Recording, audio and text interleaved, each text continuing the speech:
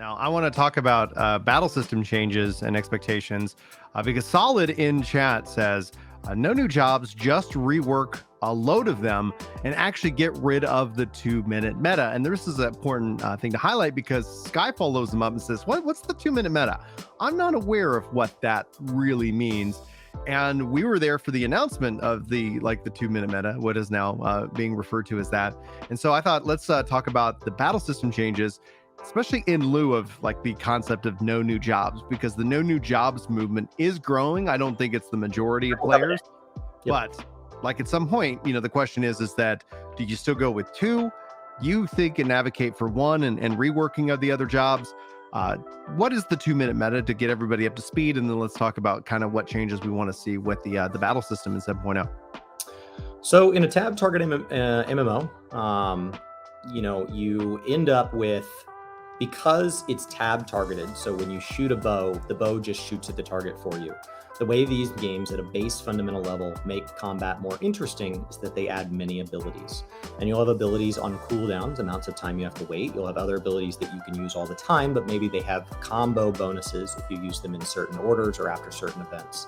Some games like World of Warcraft, those can be more situational based. Maybe it's based on a proc rate or something like that. This is how Final Fantasy handles things like Dancer. And sometimes those are much more 1, 2, 3, 1, 2, 5, 1, 2, 3, 1, 2, 5. And whatever that order is, the same way you would write a song to play on guitar, that becomes known as your rotation. Those rotations may have like a base rotation that's just kind of on loop, and then every couple of minutes there is a bigger portion. And so usually that bigger portion results in a couple of things within RPGs. We're talking very general here. These are things that buff other groups in your party. And these are also things that hit a lot harder, maybe if executed correctly or maybe just in general. And so those come up less often. Those are your big moments. And so what that does is that creates kind of this undulating cycle where you're at the top of the cycle and then you kind of cool down and you build up. And the goal is for you to have all your buffs active when you hit with your heaviest abilities. And that's as a party. So you may have people who are most responsible for buffs and other people who are most responsible for damage, but the goal is that we're all going to line up.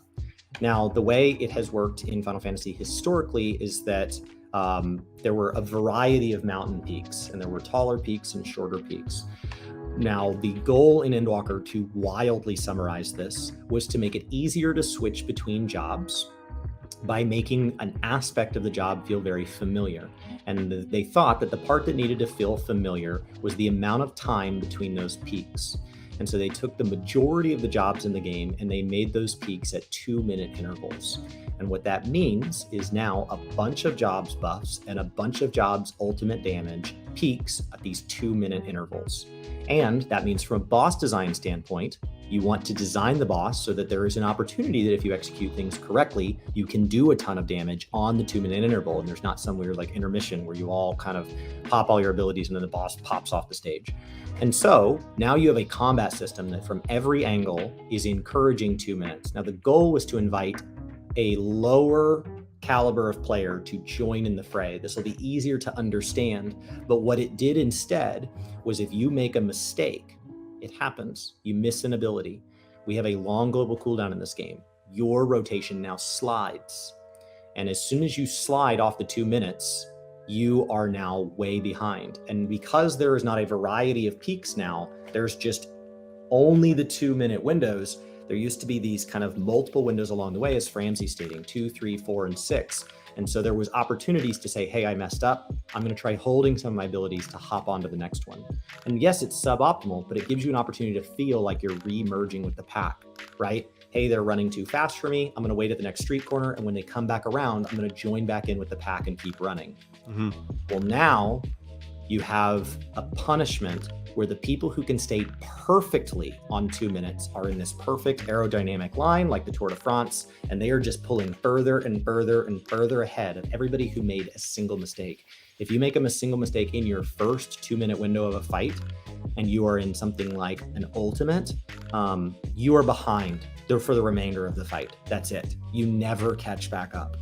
And so the goal was to raise, there's what's called a skill floor, which is the minimum amount of skill to be viable, and a skill ceiling, which is the theoretically best that a player can do.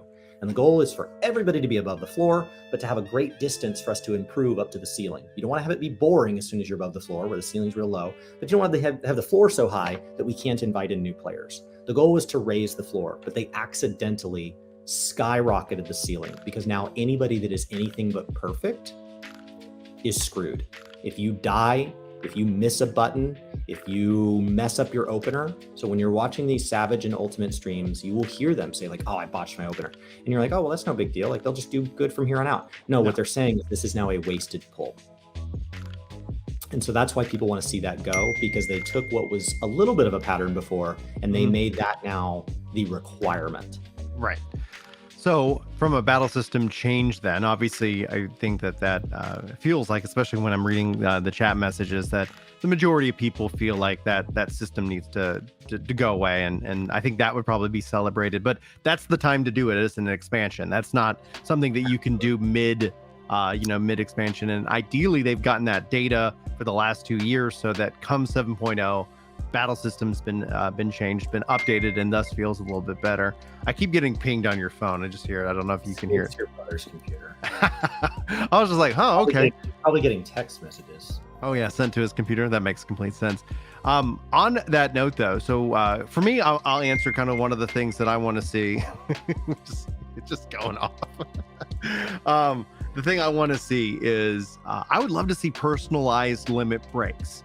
I would love to see, and whether they called it the limit break system, but the party limit break does feel like it's very subjective. But then when you saw and felt the limit break system in PvP, it really helped, I felt, define the class identity as a function, as a play style.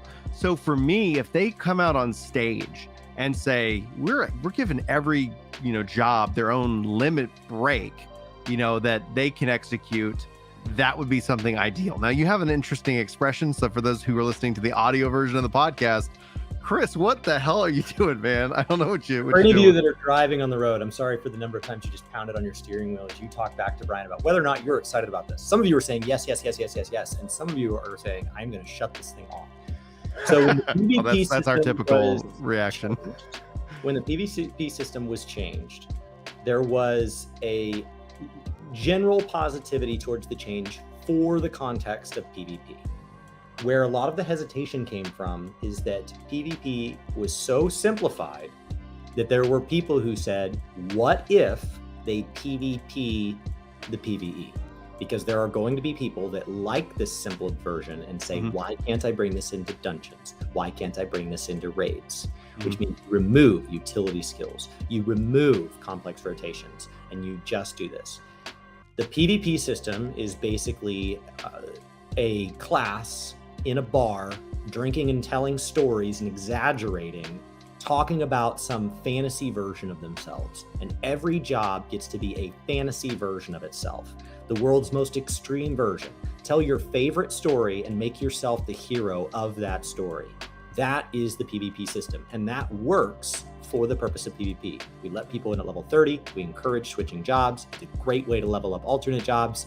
It's short, it's not something that is used to progress. It's not really meant to be a required progression element. It's not something that we tie complex systems behind, such as Ultimate or Savage. It is a standalone thing that was being underutilized by a large portion of the player base. And so, yes, there are some changes that did fragment some of the arena style combatants, and those players did get pushed out. But in trade, some of those players enjoy the new stuff, and a lot more of the player population has engaged with PvP as they've moved towards this kind of crystalline conflict fantasy version. And it's awesome. Do not bring that into PvE. Not the limit break system? I would not. Not the simplification. I would be careful to say anything comes from PvP and goes into the PvE system.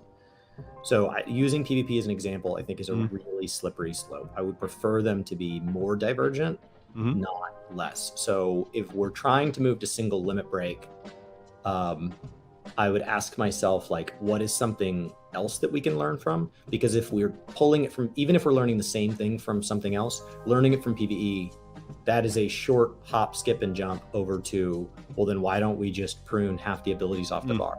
Why do we even have buffs? Why do we even have utility? Like, let's protect, pull all of that. Why don't we just and then you just slowly start asking for the limited job system from like the relic stuff. So like, why can't everybody have a raise?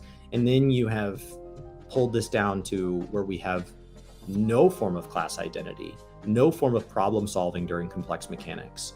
All of that goes away. And I don't play at that level. I'm not a Savage Progression Raider. I've never cleared an Ultimate, but I appreciate that those things are there. I appreciate that room is there. So I would be really disappointed if we started to see any element of PvP bleed into PvE. And so like, it's not that I'm against a solo limit break as a concept. What I would actually rather see is a limited job type system for non-instanced content applied to all jobs. So dude, that'd be wild. If we're gonna break something, hell yeah, let's go break hunts. Yeah, let's go break open world content. Let's break that open world content. Right, and so like, you know, give a black mage the ability to pop a bubble that lets them practice their AoE rotation on a quest that says kill 10 mobs. It is a bummer that you are one of the best AoE classes and it says kill 10 things and you're like, okay, I'm gonna go kill one at a time now. But I don't want to be in a world where the tank and the healer DC and the black mage is like, well, I'll just finish the dungeon. So like, I like that the classes are supposed to rely on each other. As a warrior, don't get me wrong, it's been fun to not need you guys. It's unhealthy. It's wildly unhealthy. Brian's like, hey, I gotta go help my wife carrying groceries, and I just finished the dungeon without him. That's not okay.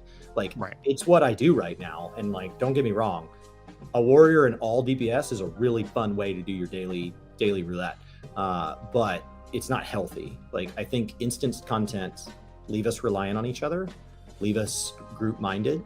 And I love that we have to choose between using a limit break that's like defensive or the healer LB is such a big deal. And the healer LB is such a big deal because it's a shared thing.